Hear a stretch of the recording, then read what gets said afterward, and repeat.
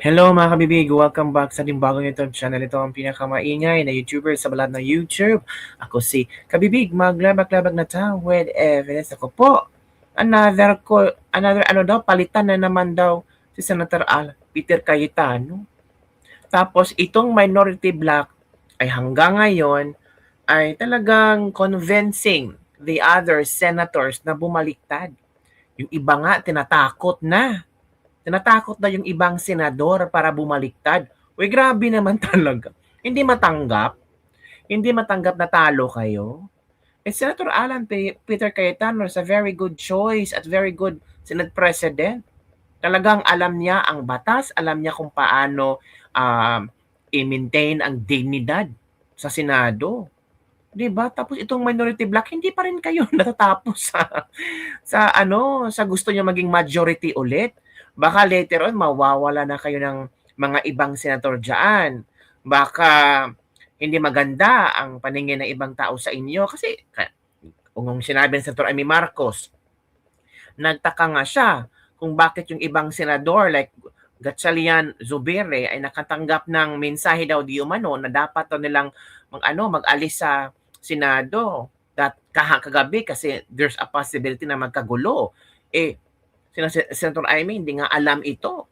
Dapat din itong imbestigahan kung saan galing yung tip na yan, kung saan galing yung impormasyon na yan. Itong si Risa, sinasabing, ay bato, sumurinder ka na.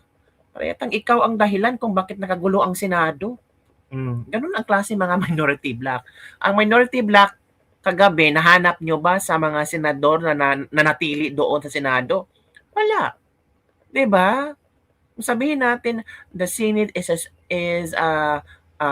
the place for the Filipino people na dapat ang mga senador ay bakit nyo iniwan yung ibang senator doon, majority ng mga majority black na senador iniwan nyo doon. At sino ba ang nag-tip na may mangyayaring sakuna sa loob ng Senado? O ito kabibig ha, galing ito sa interview ni Senator Peter Cayetano. Nakakapanlumo lang ba na hindi na matanggap si Senator Peter Cayetano ang naging Senate President na in fairness, ang galing niya. Ang galing niyang magpaliwanag, peaceful. Hindi yung parang naitbulaga. Ito kabibig.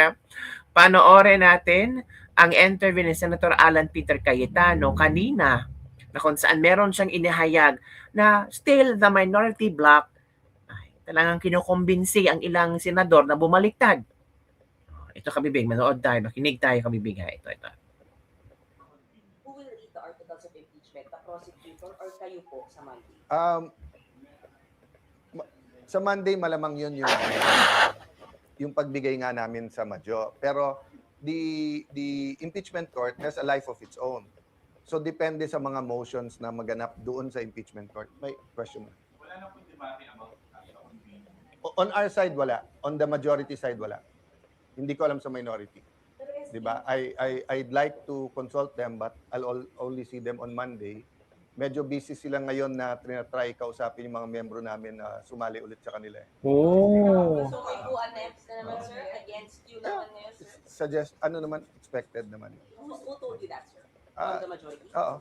There's kinakausap nila, sir? May invitations to talk, may pananakot, but may invitations to talk, may pananakot. Galing yan kay Senator Peter Cayetano ha, na yung mga majority bloc na mga senador ay kinukumbinsi, may mga special meetings na kinukumbinsi yung ibang majority senators na, oy, pumanig kayo, or may mga pananakot, may mga tinatakot. Uy, grabe naman. Uy, ano ba naman yan? Uy, nakakahiya. Tanggapin nyo ng talo kayo. May pananakot. Ano, pananakot na kasuhan? Ito na ba ang politika ng Pilipinas ngayon kung hindi sasama sa grupo nyo, tatakutin yung pakakasuhan? O sabi yan, again. Sila ngayon na try kausapin yung mga membro namin na sumali ulit sa kanila. So may who annexed na naman, sir? Against you naman na sir? Suggest, expected naman. Who told you that, sir? From the majority? Oo. There's kinakausap nila, sir? May invitations to talk, may pananakot, but Dati na silang takot eh. But So, your 13 is solid. But your 13 is Ah. solid. you're always solid until you're not. But I believe in the 13. I believe in our cause. Correct. Ay, sino nilagawan nila? Hmm?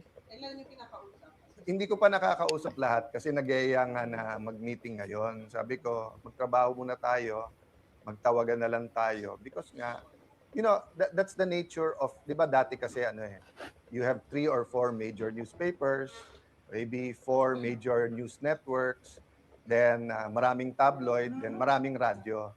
Ngayon kasi with SOCMED, anyone can say anything.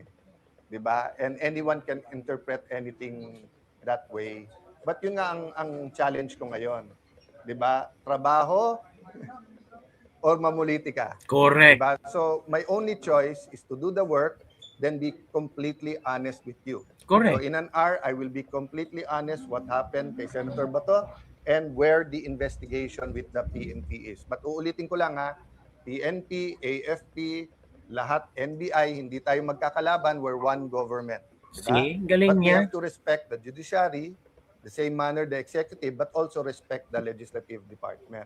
So in the same manner, kung may fake news, I expect them to address that immediately. See, ito ba yung sinasabi nating hindi magaling na Senate President? Ang gusto lang niya, payapa lahat, makig-coordinate lahat, di ba? Tapos if ever may fake news na lumalabas, ang gagawin ng mga agencies, sagutin na agad para walang problema. Ito ba yung gusto niyong palitan? At talaga minority black, mananakot pa kayo? Anong klaseng pananakot, kakasuhan? Wow, grabe.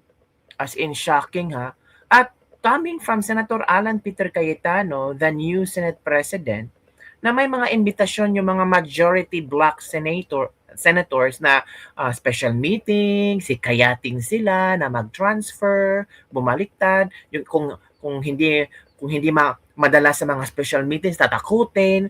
O sabi naman ng Senator Alan Peter Cayetano, matagal na silang takot, tapos tatakutin pa. Alam na nila kung paano i-handle yung takutan na yan. Ang galing ni Senator Alan Peter Cayetano, mga kabibig. 'Di ba? So yung minority black, wag na kayong umasa na magkaroon ng bagong liderato sa Senate presidency. Kasi so far, ang mga tao ay talagang nagustuhan ang pamamalakad ni Senator Alan Peter Cayetano. Take note Senate President yan, hindi umalis kagabi. Anong ginawa niya? Nagtawag siya ng tulong. Na nakausap si BBM, tinawagan si Remulla, natulungan niyo kami dito, kailangan matapos to. Yan ang Senate President. Hindi tumakbo. Hindi umalis. Sinisecure ang area, ang perimeter ng Senado na okay. Walang nasaktan, everything will be fine. Tapos sabi ni Pia Cayetano na nakauwi daw sila mga around 12 midnight para lang talaga ma-secure ang Senado na hindi na magulo. Yan ang Senate President. Iniisip ang kapakanan ng mga senador ng Senado. Pero yung ibang senador, yung minority black, nakita nyo ba kagabi? Nahaginap nyo ba kagabi? Hindi. Biglang nawala. And take note, dapat sana hindi pa sila uuwi kasi darating ang articles of impeachment ni BP Sara. Ito mga minority na ito yung mga mahilig na forthwith sa impeachment ni BP Sara. Pero bakit sila biglang nawala? Nagsialisan. Naku po. Ito pa ang isang pasabong ni Senator Alan Peter Cayetano. Meron pa pala. Meron pa kabig. Ang traidoran sa loob ng Senado. Tapos itong iba ang iba confident na Senado dapat ganito. Ay, tumahimik kayo. Ang feeling inosente ito kabibig. Before the break, alam nila may hawak akong 14. Hindi dapat ako. It was someone else. Anong ginawa nila? May ginawa sila para hindi kami umabot ng 14. But what is the other side doing? We will assume that, 'di ba? Sabi nga nila, manipis ang majority namin. Sagot ko lang doon, mas mabuting manipis kaso sa makapal. Majority nga kayo dati, makapal naman. What do you mean by that? Sabi niya manipis ang majority namin. Yes. Because of the 13, sir. 'Di ba? Yes. Okay. So, at the very least, ha, yung pinaka-respeto natin sa kapwa senador, makapasok ka, you can use the facilities of the Senate, hindi ka sinusundan ng CCTV, hindi ka trinethreaten, hindi nag-iimbento ng mga accusations sa kapwa, 'di ba? Hindi tinatakot yung kasama mo sa majority. That's why I said nga, statesman-like sana, nagpalit, let's move on. Pero sa ginagawa nila ngayon, parang pinipilit nilang magsalita kami kung bakit tumagal ang palitan ng leadership. So, kung papalitan nila kami, all they have to do is go upstairs. Nung natalo ako kay Senator Pimentel ng 2016, nag-dinner pa kami kasama si PRRD with Senator Soto, Senator Lacson. I think Senator Pimentel was there. Nagkamayan pa kami sa Malacanang bago. Then I didn't go to the SONA. I didn't go here. Sa SONA na ako pumunta. Nung nagpalit at naging Senate President si Senator Subiri, wala namang problema eh. Nung umakyat kami ni Senator Escudero, pinakita sa kanya, mga boss, may pirmahan. Yakapan pa kami. Siyempre may konting sinong bumaliktad, sinong ganon. But yung private lang yun. Di ba? So, nung pumalit si Senator Soto, ang umakyat napaka-close pa sa amin. Umakyat kay Senator Cheese. O siya pa nag-oath eh. So, before the break, alam nila may hawak akong 14. Hindi dapat ako. It was someone else. Anong ginawa nila? May ginawa sila para hindi kami umabot ng 14. So ngayon, choice nila kasi hindi namin sila atrasan eh. Pero sana isipin nila yung mga pulis na sa labas. Sana isipin nila yung oras nyo sa news. Would you rather be reporting on inflation, on tourism, on gas prices, di ba? On education, on the super El Nino? Or would you rather keep talking about Bato? Di ba? Wala naman sine si Bato eh. Hindi naman box office yung kay Bato. So may legal issue. So let the court decide. Can't we move on from that? Pahiya. Grabe naman talaga, no? So yun lang, kabibigyan atin this lebag-lebag for today. Don't forget to like, subscribe, and share this video. Bye everyone. See you next time. Ako, nanakot sila, no? Grabe naman yan. Grabe yung kagahaman ng posisyon. Bakit kailangan siya ang maupong Senate President at yung nanakot? Ano bang meron sa Senate Presidency na posisyon na yan na kailangan pa yang manakot ng ibang senador para siya lang talaga ang maupo? May pinagtatakpan ba? Meron ba siyang kinikilingan? Or ano ba? Pride? Naku po. Don't forget to like, subscribe, and share this video para sa mga trending news na ating pag-uusapan. Sana solid 13, no? Sana madagdagan ng 2 para 13, para 15. Para solidong-solido na majority talaga sila. But we don't know.